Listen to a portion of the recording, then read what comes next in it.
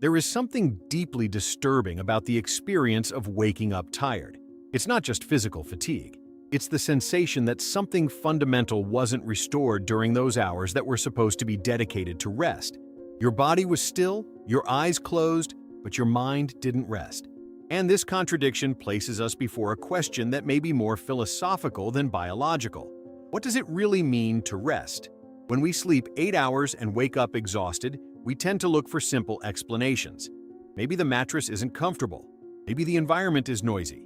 Maybe there's some vitamin deficiency or sleep disorder that medical tests haven't detected yet.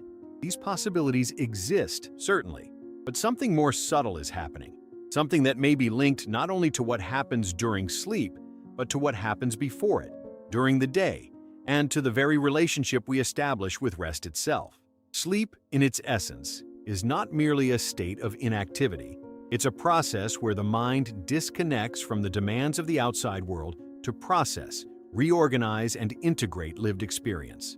When we sleep well, we wake with the sensation that something was resolved, even if we don't know exactly what. But when we wake exhausted after 8 hours, something different may be happening. The mind may be remaining active, struggling against something, even while the body rests. One possible explanation is that the brain is in a state of hypervigilance. It's not a conscious state.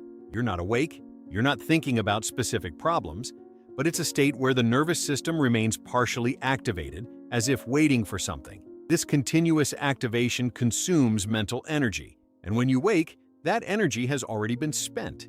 It's as if your mind spent the night in a state of silent alertness, and your body, though physically rested, never had the chance to rest psychologically. This may be linked to how we live during the day. Modern life is an experience of constant stimulation. From the moment we wake until we lie down, we're exposed to demands, expectations, information, decisions. The brain, evolutionarily, wasn't prepared for this level of continuous activation. It was prepared for periods of activity followed by genuine periods of rest. But in many cases, what we call rest during the day isn't really rest. It's just a change in the type of activity. We trade work for social media. We trade professional pressure for news. We trade social interaction for entertainment. The nervous system never really switches off.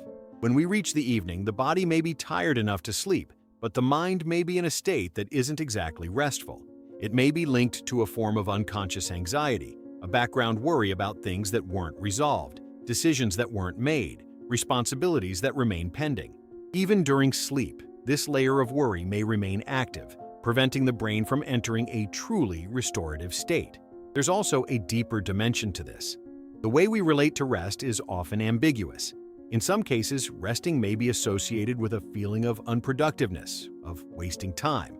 This emotional association, even if unconscious, can create internal resistance to genuine rest. The brain, in this sense, may be trying to protect you from something you internally feel as threatening: inactivity, loss of control, the vulnerability that comes with deep rest. There's also the question of quality versus quantity. 8 hours of sleep don't necessarily mean 8 hours of restorative rest. Sleep has cycles, and not all cycles are equally deep or restorative. It's possible to spend 8 hours sleeping and spend most of that time in lighter sleep states, where the mind remains partially engaged with the outside world. In that case, you technically slept, but didn't really rest. But perhaps the most fundamental question is this: what does it mean to be restored? When we wake and feel good, what exactly has been restored? It's not just physical energy. It's a sensation that the mind was cleared, that worries were processed, that there's mental space for the new day. When we wake exhausted, that clearing didn't happen. The mind woke with the same weight it had when we fell asleep. One possible explanation is that there's a disconnect between what the body needs and what the mind needs. The body may be rested, muscles were repaired, cells were regenerated, but the mind may still be processing, still struggling, still trying to resolve things that weren't resolved during the day. This silent, invisible struggle consumes the mental energy that should be restored. There's also a temporal dimension to this. The way we experience time during the day affects how we sleep at night.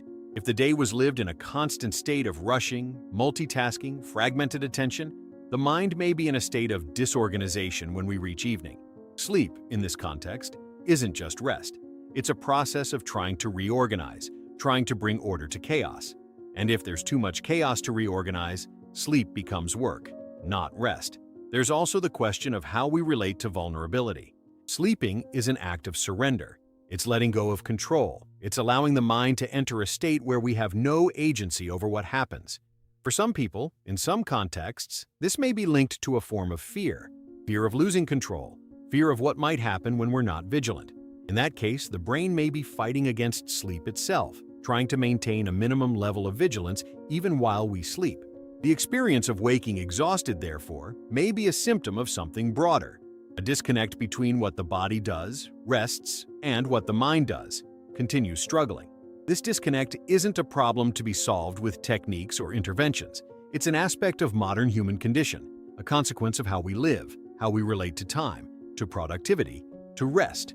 Perhaps the most important question isn't why do I wake up exhausted, but rather, what does it really mean to rest in a world that doesn't allow us to rest? Because sleep, in its essence, is only part of rest. True rest is something broader. It's a way of being in the world where the mind isn't constantly in struggle, where there's space for genuine processing, where vulnerability is allowed. When we wake exhausted after 8 hours of sleep, it may be that our brain is showing us something important, that rest isn't just a matter of hours, but of quality of disconnection. And that disconnection, in a world that values continuous connection, may be the hardest thing to achieve.